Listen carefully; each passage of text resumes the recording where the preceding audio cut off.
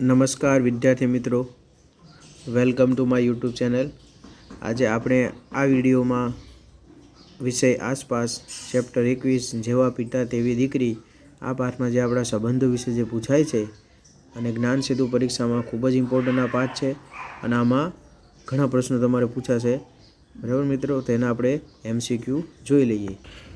મેં મિત્રો નવનીતના પ્રશ્નો લીધા છે જે ખાસ ઇમ્પોર્ટન્ટ છે। તો મિત્રો પહેલો પ્રશ્ન છે, તમારા પપ્પાને તમે શું કહેશો, બરાબર? તો મિત્રો અહીંયા આવશે દાદા કહેવાય। જો મિત્રો ખૂબ જ સહેલા પ્રશ્નો પૂછાય છે। હજુ સુધી જો તમે મારી ચેનલને લાઇક ન કરી હોય, સબસ્ક્રાઈબ ન કર્યું હોય તો કરી દેજો, જેથી અગાઉ આવવાવાળા જે નેક્સ્ટ વિડીયો છે તે પણ તમને મળી જાય। ચાલો પ્રશ્ન 2, તમારા મમ્મીના મમ્મી સગપણમાં તમારે શું થાય? તો મમ્મીના મમ્મીને આપણે નાની કહીએ છીએ, બરાબર? આનો જવાબ આવશે ઓપ્શન સી, બરાબર। મધુરિકાબેન અને આનંદભાઈ બીનાના માતા પિતા છે। માલતીબેન અને હર્ષદભાઈ બીનાના ફોઈ ફુવા છે। તો બીનાનો ચહેરો કોને મળતો ન આવી શકે? તો બોલો। તો એમાં તમે જાણો છો મમ્મી પપ્પાને મળતો આવે પણ ફોઈ ફુવાને મળતો ન આવે। તો એમાં ઓપ્શન છે મધુરિકાબેન, આનંદભાઈ, માલતીબેન અને હર્ષદભાઈ। ફુવાને ક્યારે મળતો આવે નહીં, એટલે ઓપ્શન ડી, બરાબર। ચાલો પ્રશ્ન 4, નીચેનામાંથી કઈ જોડી તમારા પરિવારની જોડી ના ગણાય? તો મમ્મી પપ્પાની જોડી ગણાય, બરાબર। મામા મામી, મમ્મી પપ્પા, દાદા કાકા કાકી, દાદા દાદી, તો આ બધા આપણા પરિવાર કહેવાય, જ્યારે મામા મામી આપણું મોસાળ કહેવાય, બરાબર। એટલે ઓપ્શન એ। મમ્મીના બહેનને શું કહેવાય? તમને ખબર છે, મમ્મીના બહેનને માસી કહેવાય। ચાલો પ્રશ્ન નંબર 6, રમીલાબેન કુલદીપના ફોઈ છે, તો કુલદીપ રમીલાબેનને સગપણમાં શું થાય? તો ચાલો ભાણિયો થાય, બરાબર, નાનો ભાઈ થાય, ભત્રીજો થાય કે પિતરા થાય? તો ફોઈનો ભત્રીજો થાય, ઓપ્શન સી। તમારા પપ્પાની બહેન તમારે સગપણમાં શું થાય? તો આપણી ફોઈ કહેવાય પપ્પાની બહેન, ઓપ્શન સી। સુરેશભાઈને 7 વર્ષની ઉંમરે પોલિયો થાય છે, આ અંગેનું કયું વિધાન સાચું છે? તો પહેલું, તેની માતાને પોલિયો થયો હશે, તેના પિતાને પોલિયો થયો હશે, તેના માતા પિતા બંનેને પોલિયો થયો હશે કે તેના માતા પોલિયો થયો હોય તે જરૂરી નથી, કારણ કે આ પોલિયો એ વારસાગત રોગ નથી મિત્રો, બરાબર? એનો વાયરસ આવે છે, બરાબર, જેને આપણે રસી લઈએ છીએ। આમાં આવશે ઓપ્શન ડી, બરાબર, કે એના માતા પિતાને પોલિયો હોય તો જ બાળકને પોલિયો થાય એવું કાંઈ જરૂર નથી। ચાલો 9, પોલિયો શાનાથી થાય છે? બેક્ટેરિયાથી, વાયરસથી, વિટામિનની ઉણપથી કે વારસાગતથી? તો પોલિયો વાયરસથી થતો રોગ છે, બરાબર, ઓપ્શન સી। મેન્ડલે વટાણાના છોડ પર કરેલા પ્રયોગમાં લક્ષણોની એક જોડ ખોટી છે, તે કઈ છે?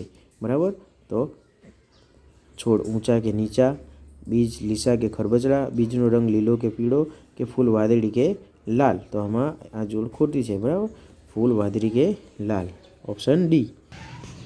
ચાલો પ્રશ્ન નંબર 11, નીચેનામાંથી કયું લક્ષણ માતા કે પિતામાં હોય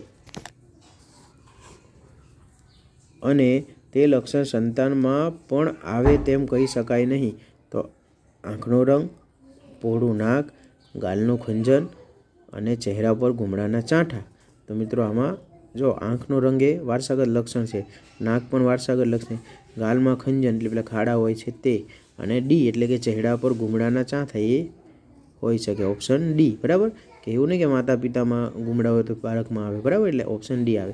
નીચેમાંથી કયું લક્ષણ વારસાગત નથી? વારસાગત એટલે કે એક પેઢીથી બીજી પેઢીમાં જાય તે, બરાબર। માનો કે ઠીંગણા હોય, જેના મા બાપ ઠીંગણા હોય તેનો છોકરો ઠીંગણો હોય, બરાબર, એટલે કે એવરેજ ઊંચાઈનો હોય। જોડાયેલી કાનની બુટ્ટી, બરાબર, આ પણ વારસાગત છે। વાંકડિયા વાર હોય એ પણ વારસાગત છે। પોલિયો થવો એટલે ઓપ્શન ડી, પોલિયો થવો એ વારસાગત નથી, એ વાયરસથી થતો રોગ છે મિત્રો। તો આ રીતના MCQ તમારી પરીક્ષામાં પૂછાઈ શકે। ચાલો મિત્રો આપણે આ જ પાઠના આપણે હોટ ક્વેશ્ચન લઈશું। હોટ ક્વેશ્ચન મતલબ હાઈ ઓર્ડર થિંકિંગ ક્વેશ્ચન, બરાબર, કે ભાઈ તમારે આ ઉચ્ચ કક્ષાના પ્રશ્નો છે, બરાબર, કે તમને પરીક્ષામાં પૂછી શકે। જ્ઞાન સેતુમાં તો ખાસ પપ્પાના મમ્મીને શું કહેવાય? તો આનો જવાબ આપશે દાદી કહેવાય, બરાબર, ઓપ્શન સી। રાજુભાઈના પુત્રનો પુત્ર શિવાંશ છે, તો રાજુભાઈ અને શિવાંશ વચ્ચે કયું સગપણ કહેવાય? તો રાજુભાઈ એના દાદા થાય અને પેલો એનો પુત્ર થાય, એટલે ઓપ્શન સી, બરાબર, આમાં આવશે ઓપ્શન સી। જાગુબેનને કૃપાના મમ્મીના મમ્મી થાય છે, તો જાગુબેનની પુત્રીએ કૃપાને શું થાય? બરાબર, તો શું થાય મિત્રો? ચાલો આનો જવાબ આવશે, જો જાગુબેને કૃપાના મમ્મીના મમ્મી થાય, બરાબર, મમ્મી થાય છે, તો જાગુબેનની પુત્રી એ કૃપાને શું થાય? તો મમ્મી અથવા માસી થાય, બરાબર કે નહીં? ચાલો કયા વૈજ્ઞાનિકે વરનાળાના છોડમાં કેટલાક લક્ષણો જોડીમાં હોય છે તે શોધી કાઢ્યું હતું?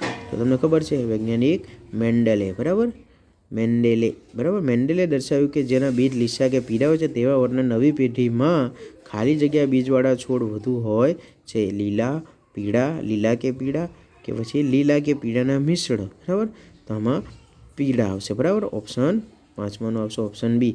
તો મિત્રો આ રીતના પ્રશ્ન પૂછાય છે. આપણે હવે અગાઉનો પાઠ છે ફરી ઉપડ્યા, બરાબર, તેના પણ પ્રશ્ન જોઈશું મિત્રો.